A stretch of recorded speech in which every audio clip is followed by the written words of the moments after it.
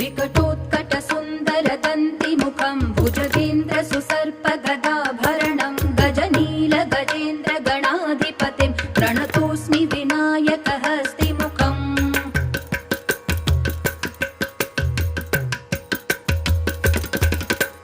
सुरसुरगणपति सुन्दरकेशं ऋषि गणपति यज्ञसमानं भव भव गणपति पद्मशरीरं जय जय गणपति दिव्य नमस्ते गजमुखवक्त्रं गिरिजापुत्रं गणगुणमित्रं गणपतिमीशप्रियं गणपतिमीशप्रियं गणपतिमीशप्रियं करधृतपरशुं कङ्कणपाणिं कबलितपद्मरुचिं